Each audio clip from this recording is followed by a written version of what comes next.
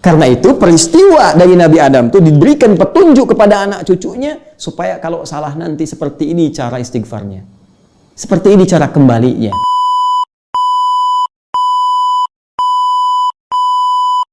Jadi ternyata, teman-teman, Allah memberikan indikator orang yang tobatnya diterima itu oleh Allah Subhanahu wa taala, dia kembali kepada jalan yang benar, meninggalkan perbuatan buruknya, setelah itu ada usaha pada dirinya untuk memperbaiki diri. Jadi bukan sekedar berhenti dan diam, tidak.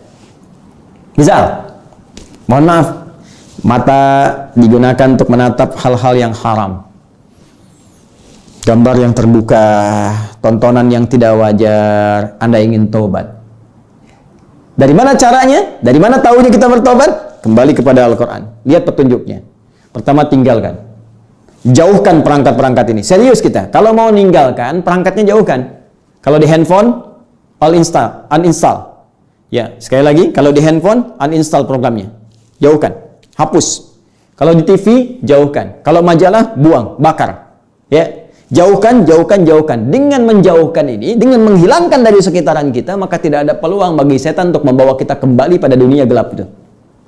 Setelah itu apa? Aslah. Datangkan yang lebih baik yang bisa dilihat. Kalau di TV, channel-channel maksiat, hapus, hapus. Datangkan channel-channel kebaikan. Channel dakwah, bacaan Quran, ya. Informasi dunia yang memberikan manfaat kepada kita. Silahkan dunia lautan, dunia hewan, dunia astronomi, ya alam semesta misalnya. Belajar kita.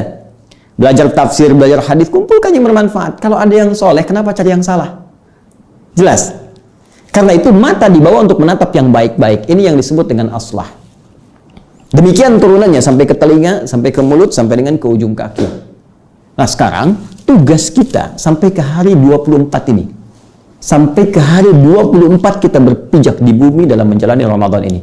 Seharusnya kita mengoreksi diri dari awal Ramadan sampai hari ini, dari tubuh kita dulu, ujung kepala sampai ujung kaki. Apa perbuatan salah, yang pernah dikerjakan ujung kepala kita sampai dengan ujung kaki? Setelah itu kita taubati, lalu sekarang kita evaluasi. Apakah sudah ada aslah atau sifatnya islah atau belum? Yo, pelan-pelan. Cek dulu. Kalau bisa ada bukunya. Mata saya. Apa kebiasaan buruknya? Ya, telinga saya, lisan saya, jemari saya, sampai ke ujung kaki. Cek satu-satu. Sampai hari ke-24 ini, lihat.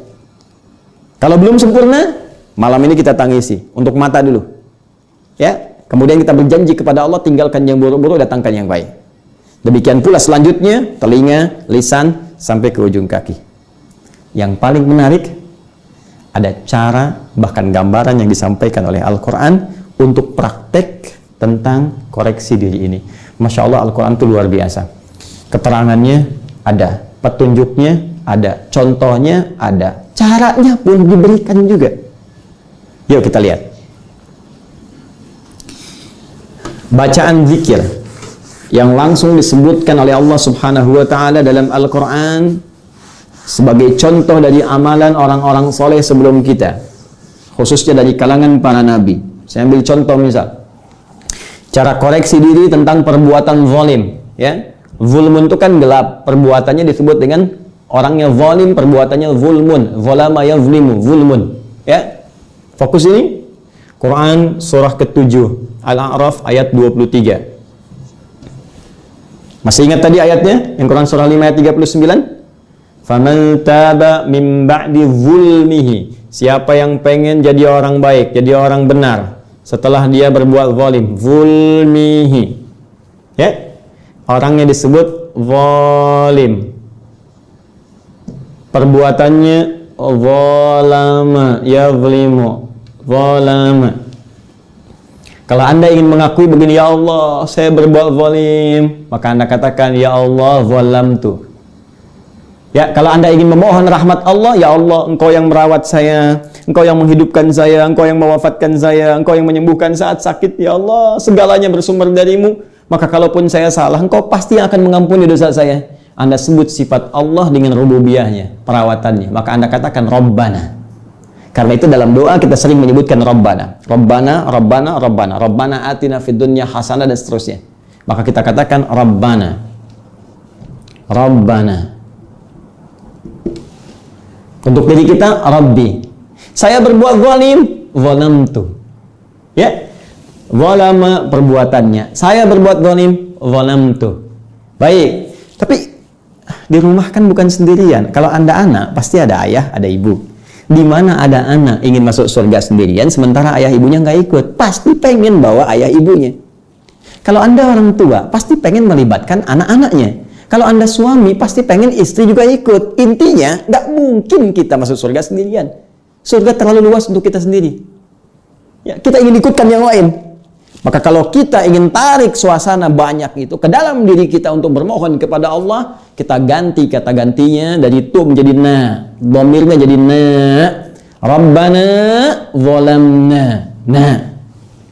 Zalamna. Masya Allah. Perhatikan Nabi Adam alaihissalam, kakek moyang kita, betapa berfikir sayang pada setiap anak cucunya. Ketika beliau diberikan ujian oleh Allah Subhanahu wa taala, dilatih untuk memberikan petunjuk kepada anak cucunya. Kalau beliau kan nabi, nabi sifatnya maksum, ketika turun ke dunia jadi nabi. Ketika dicipta di akhirat diberikan ujian sebagai petunjuk kepada anak cucunya. Ini pekerjaanmu, ini larangannya, ini musuhnya. Ya, turun kamu ke muka bumi, berikan petunjuk kepada anak-anakmu. Ketika beliau diizinkan berbuat salah itu, kemudian turun ke muka bumi, ya, peristiwa terjadi di Quran, surah kedua ayat 35 masuk ke surga untuk training sementara. 36, ya, godaan setannya ditampakkan, berbuat kesalahan. 37-nya diberikan kalimat taubat, fatalaqqa Adamu min rabbi kalimatin fataba alaih. Nah, kalimat taubat itu sesungguhnya hakikatnya untuk kita.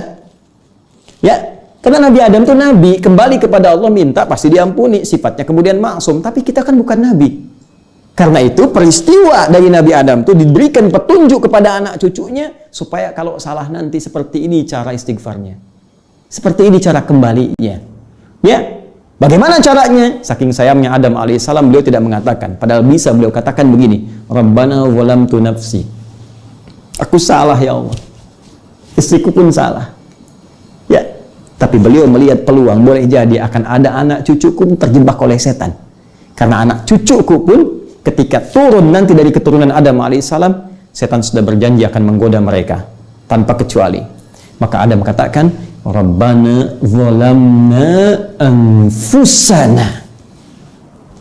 Ya Allah, ya Tuhan kami, Engkau yang merawat kami, menyayangi kami, menjanjikan surga kepada kami, menjanjikan kalau sakit disembuhkan, kalau salah dimaafkan, kalau dosa diampuni. Zalamna anfusana. Kami mengakui kami sering berbuat zalim. Kami banyak salahnya ya Allah. Ya. Saya salah, ayah saya salah, ibu saya salah, istri saya salah, suami salah, anak-anak salah, teman-teman salah ya Allah.